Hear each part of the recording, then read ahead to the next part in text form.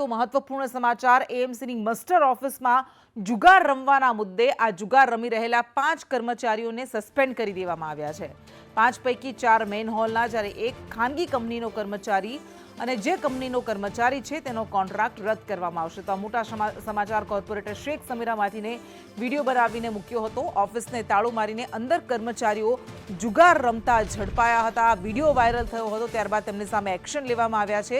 શાહપુર રંગીલા મસ્ટર ઓફિસમાં આ તમામ શખ્સો જુગાર રમી રહ્યા હતા અને 4 કર્મચારીઓને સસ્પેન્ડ કરી દેવામાં આવ્યા છે। એક ખાનગી કર્મચારી છે જે કંપનીને કોન્ટ્રાક્ટ આપવામાં આવ્યો તેનો કોન્ટ્રાક્ટ પણ કેન્સલ કરવામાં આવશે, રદ કરવામાં આવશે, પરંતુ ઓફિસ આગળથી બંધ હતી અને પાછલા બારણેથી જુગારધામ ચાલી રહ્યું હતું, જુગારનો અડ્ડો ચાલી રહ્યો હતો।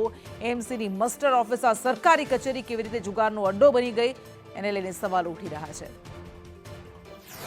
2 મહિનાથી ફરિયાદો કરે છે, કોઈ ફરિયાદનો નિકાલ આવતો નથી, અધિકારી ફોન ઉપાડતા નથી। તો અમને એવું થયું કે થોડો માસ્ટરે રાઉન્ડ મારી લઈને એમને કહીએ કે ભાઈ આપણી ફરિયાદનો નિકાલ કરીએ। અમે અહીંયા રાઉન્ડ મારવા આવ્યા તો ઓફિસ બહારથી બધા દરવાજા બંધ હતા। પછી અમે જોયું તો અંદર થોડું ઘણું કંઈ અવાજ આવતો હતો, અમને એવું લાગ્યું તો અમે પાછળના બારણેથી અંદર ઘૂસ્યા તો પાછળનો બારણો બંધ હતો, પણ ધીરેથી દરવાજો ખોલ્યો તો આ લોકો જુગાર રમતા હતા ને આ જુગાર રમતા હતા એ બધા અહીંના સમજો કે ડીશેલ્ડિંગના માણસો અને કર્મચારી એ જ હતા, કોઈ સ્થાનિક અહીંના કોઈ નહોતા। તો આવું જ કહી શકાય ને, જે હાલતમાં તમે વિડીયો જોયું એનાથી તો એવું લાગે છે કે આ જુગાર રમવા માટે જ છે, પણ અહીં કેટલા ટાઈમથી સમજો કે ગુલાબી પહોંચે નથી પાડતા ફરિયાદીની, બરાબર? તો ફરિયાદીની ચિઠ્ઠી લખે છે ને ફરિયાદ સોલ્વ કરતા જ નથી। શાહપુર મસ્ટરમાં આવ્યા ત્યારે અમે જોયું કે બહારથી બારણા બંધ છે, તો અમોને એવું લાગ્યું કે અંદર નથી કોઈ। ત્યારે અમને એક અવાજ સાંભળવામાં આવ્યો, ત્યારે અમે એમને પાછળના બારણેથી અંદર જતા જોયું કે ત્યાં લોકો, ત્યાંના કર્મચારી ઓફિસ અવર્સમાં ઓફિસ ટેબલે જુગાર રમી રહ્યા હતા। ત્યારે અમને આ દ્રશ્યો જોઈને ખૂબ અચંબામાં પડી ગયા કે આ શું, જ્યારે પબ્લિકના પ્રશ્નો હલ નથી થતા, એનો નિકાલ નથી આવતો। ગાંધીનગરની પીડીઈયુમાં 3જા માળે આગ ફાટી નીકળી, ફાયરની ટીમ ઘટના સ્થળે પહોંચી ગઈ છે। તો મહત્વપૂર્ણ સમાચાર, ગાંધીનગરની પીડીઈયુમાં આગ લાગી ગઈ છે। આગને કાબૂમાં લેવા માટે ફાયરની ટીમ ઘટના સ્થળે પહોંચી ગઈ છે। જોકે કયા કારણસર આગ લાગી હતી તે હજુ સામે નથી આવ્યું। ઉનાળામાં આગની ઘટનાઓમાં સતત વધારો થયો અને આપણે જોયું કે દરરોજ રાજ્યના કોઈકના કોઈક સ્થળે આગની ઘટનાઓ સામે આવતી હતી। આ ગાંધીનગરની ઘટના છે। પીડીઈયુમાં આગ ફાટી નીકળી છે અને હાલ આગને બુઝાવવા માટેની કામગીરી શરૂ થઈ છે।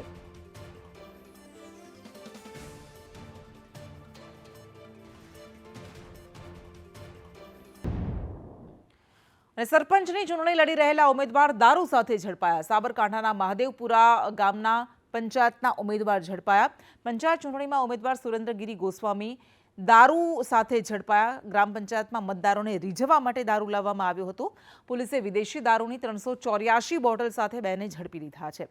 64,000ના દારૂ અને કાર સાથે કુલ 3,69,000નો મુદ્દામાલ જપ્ત કરાયો। સરપંચ પદના ઉમેદવાર અને અન્ય એક વ્યક્તિની અટકાયત કરવામાં આવી છે। અને ગરડાના ઇંગોરાળા ગ્રામ પંચાયતની ચૂંટણીમાં યુવકના મોતનું કારણ બનતા આ ચૂંટણી યુવકના મૃત્યુનું કારણ બની અને ચકચાર મચ્યો। સરપંચના ઉમેદવાર તરીકે અનિરુદ્ધભાઈ પોતાનું ફોર્મ ભરવા માટે તૈયારી દર્શાવી હતી। આ દરમિયાન ગામના કેટલાક વ્યક્તિઓ સરપંચ માટે ફોર્મ નહીં ભરવા માટે ધાકધમકી આપી રહ્યા હતા, જેના પગલે અનિરુદ્ધભાઈને લાગી આવતા તેમણે ઝેરી દવા પીને મોતને વહાલું કર્યું। આ ઘટનાને લઈને મૃતકના ભાઈએ આ જે ફરિયાદી છે તેમના નાના ભાઈ જે અનિરુદ્ધભાઈ છે તેમના દ્વારા જે ગ્રામ પંચાયતની ચૂંટણી છે તેમાં ફોર્મ ભરવામાં આવનાર હતું। આ બાબતે તેઓને આજ જે ગુનો છે તેના આરોપી છે મહેશભાઈ ખાચર, અમરસિંહભાઈ ઝાપડિયા તથા પ્રવીણભાઈ ઝાપડિયા, આમના દ્વારા ત્રાસ આપવામાં આવતો હોય તેવી હકીકત છે તે અનિરુદ્ધભાઈએ જણાવી હતી અને આથી અનિરુદ્ધભાઈ છે તે ઝેરી દવા પી અને આત્મહત્યાનો પ્રયત્ન કર્યો હતો અને તેમાં સારવાર દરમિયાન મરણ પામેલ છે। દહેગામના કડાદરામાંથી વિદેશી દારૂનો જથ્થો ઝડપાયો છે। કડાદરા ગામની સીમમાંથી 60 લાખનો દારૂ ઝડપાયો। આરોપી દિનેશ ભરવાડ પોલીસને જોઈને ભાગી છૂટ્યો। પોલીસે વિદેશી દારૂની 378 જેટલી પેટી ઝડપી પાડી છે। આ મામલે દહેગામ પોલીસે મુદ્દામાલ કબજે કરી તપાસ હાથ ધરી। તો મોરબીના કાંતિનગરમાં ગેરકાયદેસર દબાણ દૂર કરવામાં આવ્યું. બુટલેગરે ખડકેલા ગેરકાયદેસર દબાણો દૂર કરવામાં આવ્યા. બુટલેગર અનવર હાજી માલાણીનું દબાણ હટાવવામાં આવ્યું. 1 કરોડથી વધુની કિંમતની જમીન છૂટી કરવામાં આવી. જૂનાગઢના ઢેબર ગામે મંત્રી હર્ષ સંઘવીની બેઠક થઈ. ગામના આગેવાનો સાથે સંઘવીએ બેઠક કરી. સરપંચ, પૂર્વ સરપંચ સહિતના આગેવાનો સાથે આ બેઠક કરવામાં આવી, જેમાં વિસાવદર પેટા ચૂંટણીને લઈને ચર્ચા કરવામાં આવી. વિસાવદરની પણ હર્ષ સંઘવીએ મુલાકાત લીધી હતી. પૂજ્ય સંતો જોડે ભોજનનો લાભ મળ્યો, આશીર્વાદ લીધા અને ખાસ કરીને વિસાવદર પેટા ચૂંટણી જે આવી રહી છે અને વિસાવદરના લોકોમાં 100% વિકાસ માટેનો જે ઉત્સાહ નજરે પડી રહ્યો છે કે વિકાસની જીત થાય. કેન્દ્રમાં ભારતીય જનતા પાર્ટીની સરકાર હોય, મોદી સાહેબના નેતૃત્વમાં દેશ આજે દુનિયાભરમાં એક અલગ જ સ્થાન હાસિલ કરવામાં સફળતા પ્રાપ્ત થઈ છે. ભગવાન જગન્નાથજીનો મંદિરમાં જળાભિષેક કરવામાં આવ્યો. ભગવાનને સાબરમતી નદીના જળથી અભિષેક કરાયો. દૂધ અને કેસરથી પણ ભગવાનને અભિષેક કરવામાં આવ્યો. મંત્રોચ્ચાર સાથે ભૂદરના આરે પૂજન કરવામાં આવ્યું. રિવર ક્રુઝમાં 108 કળશથી ગંગા પૂજન કરાયું. ભગવાન જગન્નાથજીના ગજવેશમાં તમે દર્શન કરી શકો છો. બપોર બાદ ભગવાનને મોસાળ સરસપુર લઈ જવામાં આવ્યા. 15 દિવસ ભગવાન જગન્નાથ મોસાળમાં રોકાશે. પરિપૂર્ણ થયું છે અને ખૂબ લોકોની આસ્થા અને શ્રદ્ધા જોડાઈ રહી છે અને ખૂબ ભગવાનને ગજવેશ દર્શન કરી લોકોએ પોતાના જીવનની ધન્યતા અનુભવી છે. અને આવી રીતે જ આપણે રથયાત્રા મહોત્સવ, એકતા, બંધુત્વ અને સર્વધર્મના દરેક સમાજના વર્ગના દરેક લોકો મળી અને શાંતિપૂર્ણ રથયાત્રા પણ મનાવીએ. અરવલ્લીના શામળાજીમાં ભક્તોની ભીડ ઉમટી. પૂર્ણિમાને લઈને શામળિયાને અનોખા શણગાર કરવામાં આવ્યા. ખાસ તૈયાર કરાયેલા વાઘા ભગવાનને અર્પણ કરાયા. ઠાકોરજીને આજે સોનાના આભૂષણોનો શણગાર કરાયો. શણગાર આરતીનો હજારો ભક્તોએ લાભ લીધો હતો.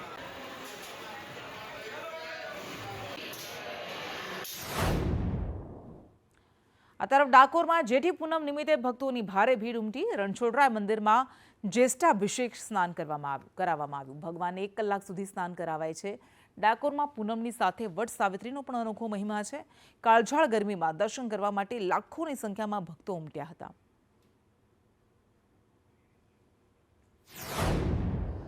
જગત મંદિર દ્વારકા ખાતે જ્યેષ્ઠાભિષેક યોજાયો, જેમાં દ્વારકાધીશને આમરસ અને અઘોરકુંડના પવિત્ર જળથી ખુલ્લા પડદે અભિષેક કરાયો. દ્વારકા મંદિરમાં દર વર્ષે જ્યેષ્ઠા નક્ષત્રમાં દ્વારકાધીશની મંગલા આરતી બાદ જ્યેષ્ઠાભિષેક કરવામાં આવે છે. આ વર્ષમાં માત્ર 2 જ વખત ભગવાનને જ્યેષ્ઠાભિષેક કરાવવામાં આવે છે. જન્માષ્ટમી અને જ્યેષ્ઠ પૂર્ણિમાએ ઠાકોરજીને ખુલ્લા પડદે સ્નાન કરાવવામાં આવે છે. ત્યારે જ્યેષ્ઠાભિષેક બાદ સાંજના સમયે ભક્તો બાલ સ્વરૂપના નૌકા વિહારના દર્શનનો લાભ લઈને ધન્યતા અનુભવી રહ્યા છે.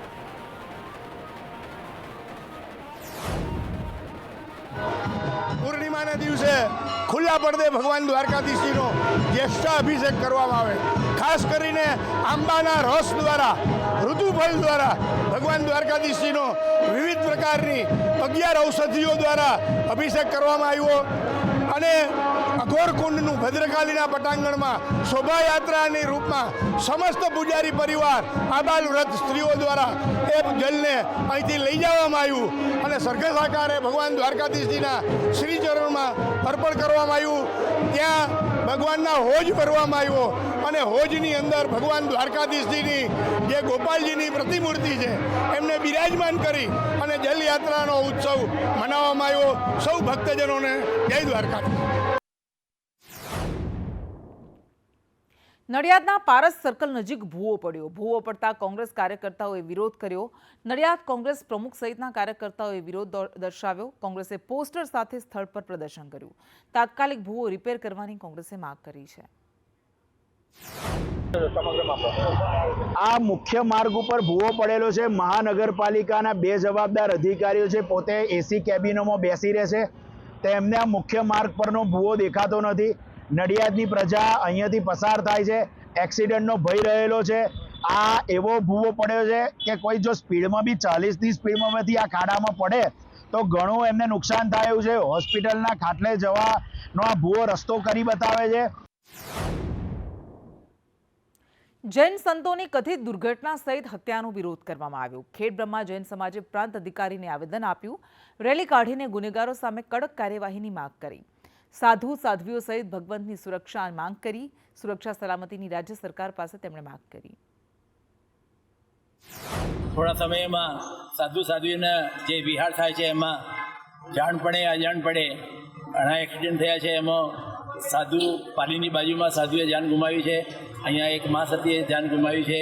અહીંયા ભરૂચમાં એક જો બાઈક ચલાવતી હતી એ વ્હીલચેર એમણે પણ જાન ગુમાવી છે। એ બધા લોકોની અમારી એવી ચાહના છે કે પૂરા ભારતભરમાં જે સાધુ સંતો વિહાર કરે એમને સુરક્ષા આપે એવી પ્રાર્થના। જય મહાવીર જય। બોડેલી ભક્ત વિકાસ એજ્યુકેશન ટ્રસ્ટમાં કૌભાંડના કેસમાં ટ્રસ્ટના પ્રમુખ અને મંત્રી સામે કોર્ટે વોરંટ ઇસ્યુ કર્યા છે। પ્રમુખ કંચન પટેલ અને મંત્રી શાંતિલાલ પટેલ સામે વોરંટ ઇસ્યુ કરવામાં આવ્યા। બોડેલી એડિશનલ સેશન્સ કોર્ટે ધરપકડ વોરંટ ઇસ્યુ કર્યા। કોર્ટે પ્રમુખ અને મંત્રીના આગોતરા જામીન ફગાવ્યા હતા। ટ્રસ્ટમાં ગેરરીતિ માટે બંને સામે ફરિયાદ નોંધાઈ છે અને સૂર્યઘોડાના અગ્રણી દિવ્યેશ પટેલે આ ફરિયાદ નોંધાવી છે। અમદાવાદમાં આરોપીઓને સાથે રાખીને રિકન્સ્ટ્રક્શન કરવામાં આવ્યું। ઘોડાસરમાં વેપારીને મારનાર આરોપીઓનું રિકન્સ્ટ્રક્શન કરવામાં આવ્યું। વેપારી પાસે 50 લાખની ખંડણી માંગીને ઢોર માર મારવામાં આવ્યો હતો। વટવા જીઆઈડીસી પોલીસે આરોપીઓને ઝડપીને કાર્યવાહી હાથ ધરી। આજે 11 જૂનની સાંજ ખગોળશાસ્ત્રની દ્રષ્ટિએ ખાસ બનતી છે।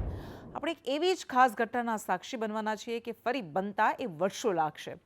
આજે આકાશમાં સ્ટ્રોબેરી મૂન દેખાવાનો છે અને આ ચંદ્રને હોટ મૂન, હનીમૂન અથવા રોઝમૂન તરીકે પણ ઓળખવામાં આવે છે। આ સ્ટ્રોબેરી મૂન દર વર્ષે જૂન મહિનામાં જ્યેષ્ઠ માસની પૂર્ણિમાના દિવસે દેખાય છે, પરંતુ નામ સાંભળીને એવું ન વિચારતા કે આકાશમાં ગુલાબી રંગનો ચંદ્ર દેખાશે। આજે દેખાનાર સ્ટ્રોબેરી મૂન એક માઇક્રો મૂન પણ હશે, એટલે કે ચંદ્ર પોતાની સામાન્ય અંતરથી થોડો વધારે દૂર હશે, જેના કારણે તેનું કદ થોડું નાનું દેખાશે। ભારતીય સમય અનુસાર 11 જૂનની સાંજે એટલે કે આજે સૂર્યાસ્ત બાદ આ સ્ટ્રોબેરી મૂન દક્ષિણ પૂર્વ દિશામાં દેખાઈ રહ્યો છે। દિલ્હી, મુંબઈ, કોલકાતા, બેંગ્લોર જેવા શહેરોમાં અદ્ભુત નજારો દેખાયો।